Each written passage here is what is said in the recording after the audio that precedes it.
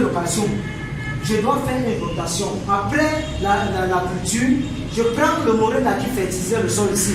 Je mets ici parce que la tomate a déjà tellement puisé le phosphore du sol.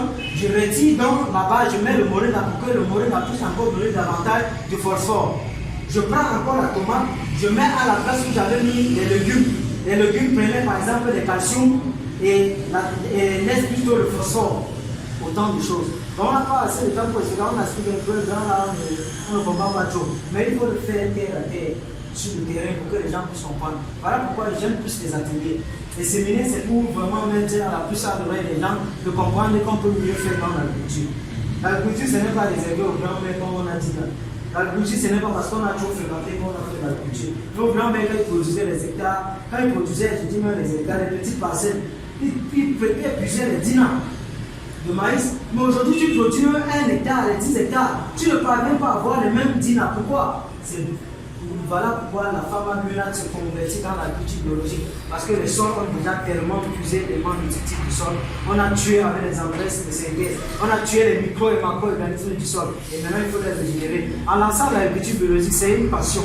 Quand tu lances, tu dois attendre au moins 2 à 3 ans pour que les micro et macro-organismes du sol puissent se développer. Mais lorsque nos ingénieurs sortent de l'école pour l'agriculture biologique, ils se lancent après bon bout de temps, ils se rendent compte que le rendement du producteur conventionnel a donné 1 hectare sur 1 tonne sur 1 hectare, n'a pas donné demi-hectare, il se convertit directement en conventionnel. Pourtant, il fallait qu'on reconstitue, que le sol puisse se reconstituer d'abord avant de donner le rendement escompté.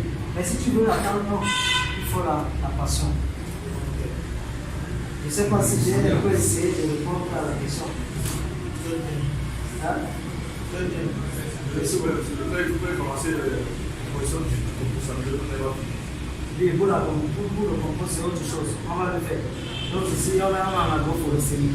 On va le faire. Si on fait, on va essayer de réaliser la santé.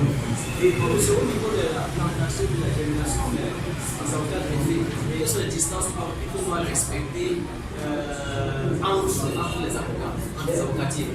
Dans une distance, dans l'espace. Dans un verger, n'est-ce pas? Oui. Oui, dans un verger, la norme en culture pure, c'est 64 mètres carrés, donc la distance est de 8 x 8. En culture associée, c'est 100 mètres carrés, donc 10 x 10. C'est ça, non? Oui.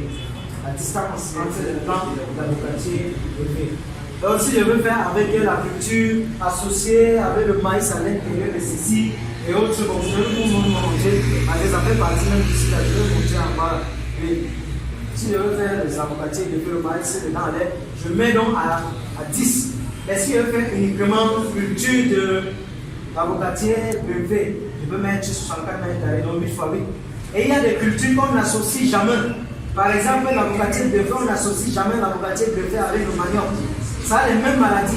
Vous allez voir par exemple les avocatiers, les avocats autant pour moi, les fruits qui ont l'air un peu très durs, non? Je parle des fruits d'avocat qui ont l'air un peu très durs et autres là. C'est parce qu'on a associé, comme ça, les mêmes maladies, la maladie du manioc attaque les plants d'avocatier de fait. L'agriculture, c'est l'art. Ne pensons pas que, comme on a fait, c'est une passion aussi, vraiment comme ça. Merci. Donc, s'il vous plaît, là, tu veux pour avoir les premiers fruits. Entonage, c'est en fonction des zones. Mais je dis entonage, il y a les tonnages qui donnent après 1 an et demi. Donc en pépinière, on a fait, je dis déjà mise au sol. En pépinière, ça fait 1 an. On met encore au sol, ça fait 1 an et demi, ça produit, donc 2 ans pour produire. Mais il y a des variétés pour maximiser normalement. C'est 5 ans pour un avocatier de faire le produit. Mais il y a des variétés comme les Bob, le Hanaïa, le Mexico, le Terron qui produisent après 3 ans. Oui.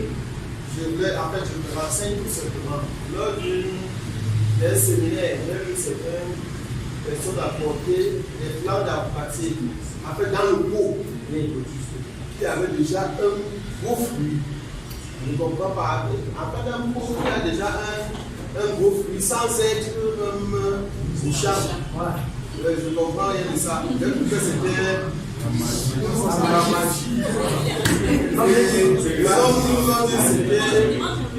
C'était 6 mois. Déjà dans le pot, Pourquoi? Oui. Je vais d'abord poser la question, pourquoi on parle du greffage? À quoi sert le greffage? Ça sert à augmenter. Le greffage sert à augmenter la taille du fruit. Donc, il y a une modification filative pour améliorer le rendement. Le rendement. Modifier la taille qui existait. C'est la même chose. Mais retenez aujourd'hui, lorsqu'on parle de marcotage, il y a le marcotage, il y a le bouturage, il y a le greffage et autre chose. Le greffage, lorsque je vois l'avocatier de mon voisin, je veux avoir les mêmes fruits que lui. Je veux avoir la même production que lui. N'est-ce pas? Si je prends les noyaux, ça ne va jamais me donner ça. Mais pour avoir les mêmes, il faut que je passe par le greffage. Vous voyez un peu? C'est-à-dire couper une branche de cet Vous prenez une branche de cet avocatier, aller mettre sur un porte-greffe. Donc, super, le chose que tu as gémé jusqu'à ça, tu mets le porte-greffe. C'est ça qu'on appelle porte-greffe, tu viens mettre le greffon au-dessus. Rien que ça. Il y a ça encore. Ça veut dire qu'en greffage, on maintient les caractéristiques. On maintient. Quand je parle de. Je dis que n'est-ce pas, voici le chez-toi ici. Voici Massamo. Chez-toi ici, monsieur Moïse. Massamo a un avocatier greffé au champ, aux alentours de la maison, qui produit 20 tonnes par production. Tu n'as jamais vu ça. C'est même comme ça qu'on a multiplié. Maintenant, chez toi, tu vois que je ne pensais pas avoir 1 tonne par plan d'avocatier greffé. Je ne peux pas prélever le greffon chez lui, je viens greffer chez moi. Il faut avoir les mêmes caractéristiques. Si je prends le noyau, je ne vais pas partir, je ne vais jamais avoir les mêmes caractéristiques. Tu t'attends aux mêmes caractéristiques du greffon que tu as mis. C'est le greffon que tu as mis que tu attends les mêmes caractéristiques. Ce n'est pas le porte-greffe qui a germé là que tu attends les mêmes caractéristiques. Parce que lorsque ça grandit, tu excites complètement le porte-greffe. Bon, ça, oui. s'il vous plaît, parce que nous sommes tous